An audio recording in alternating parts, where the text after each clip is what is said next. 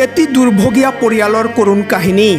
কষ্ট করে না ভাত টাত রান্না কষ্ট করে পুরা করা অসুবিধা আমাকে করতে কোনে ভাত বানাই দিয়েছো তুমি? নিজের আরে দেখায় তুমি রান্না জানা নাই? না আমরা আব্বা রান্ধে আবার আপোনাৰ সহায়ত আকৌ নতুন জীৱন পাব পাৰে এগৰাকী অসহায় ব্যক্তিয়ে।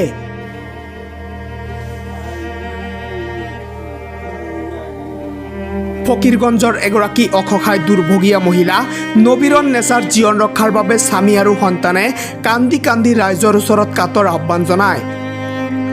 দক্ষিণ শালমাৰাৰ ফকীৰগঞ্জৰ মাটিফাটা গাঁৱৰ এগৰাকী দুৰ্ভগীয়া মহিলা কেঞ্চাৰ ৰোগত আক্ৰান্ত হৈ জীৱন মৃত্যুৰ লগত যুঁজ দি থকা নবীৰণ নেছাৰ জীৱন ৰক্ষাৰ বাবে তাইৰ স্বামী ৰূপচান আলীয়ে ৰাইজৰ ওচৰত কাতৰ অনুৰোধ জনায়। প্ৰায় ৩ বছৰ ধৰি কেঞ্চাৰ ৰোগত আক্ৰান্ত হৈ আছে নবীৰণ নেছা। মহিলাগৰাকীক হস্পিটেলত লৈ উন্নত চিকিৎসা কৰি আকৌ নতুন জীৱন দিবলৈ ৰাইজৰ অকণমান সহায় বিচাৰিছে। মানৱীয়তাৰ খাতিৰত সকলোৱে দুৰ্ভগীয়া মহিলাগৰাকীক অকণমান সহায় কৰি তাইৰ জীৱন ৰক্ষাৰ বাবে অনুৰোধ জনাইছে। আপুনি যদি সহায় কৰিব বিচাৰে তেনেহ'লে তলত দিয়া ফোনপে আৰু একাউণ্ট নম্বৰ যোগে সহায় কৰিব পাৰে। PhonePe number 9957519767, account number 6031001700 285801, IFSC code PUNB 0603100। আপোনাৰ অকণমান সহায়ে হয়তো দুৰ্ভগীয়া মহিলাগৰাকীৰ জীৱন ৰক্ষা হ'ব পাৰে।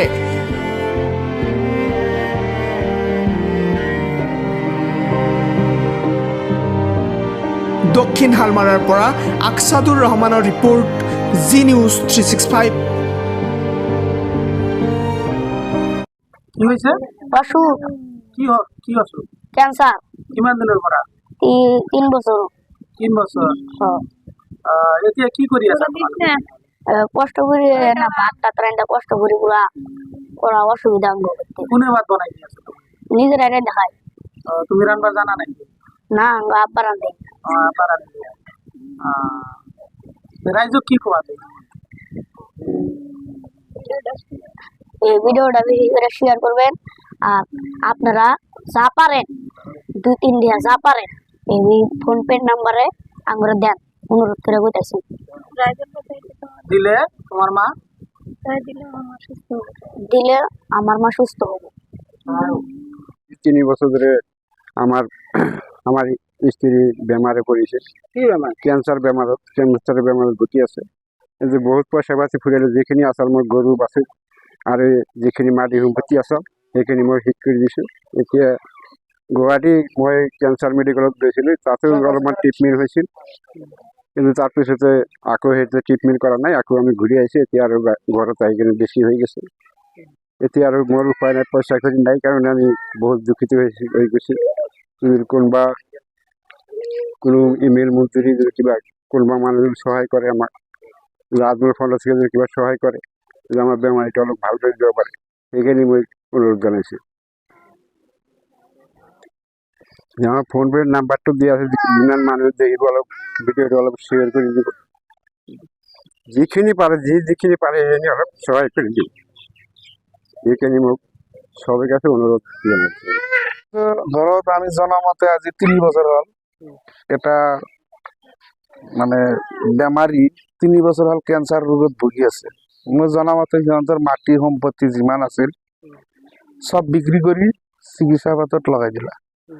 আমিও স্থানীয় ৰাইজ হিসাবত সবে সহায় সহযোগিতা কৰিছো, কিন্তু যিমানে কৰিছো তথাপি ব্যৰ্থ হৈ গল, মানে কামত নাহিল, এতিয়ালৈকে কাম হোৱা নাই।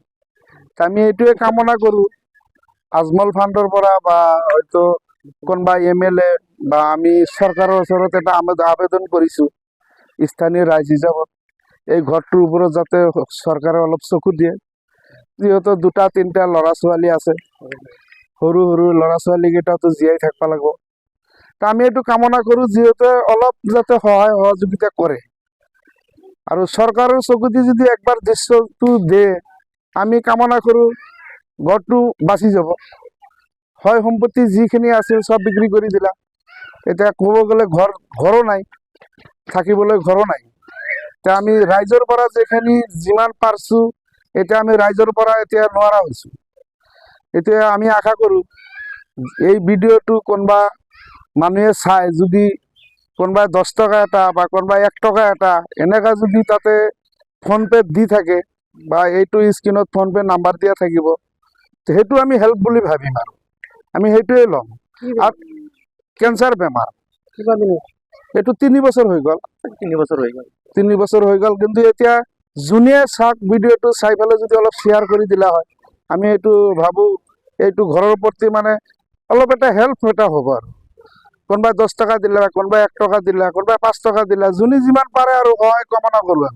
আমি এইটো ৰাইজৰ ওচৰত বিনোদনভাৱে অনুৰোধ জনাইছো, যোনে যিমান পাৰে এইটো সহায় সহযোগিতা কৰিলে আমি ভাল পালো হয়।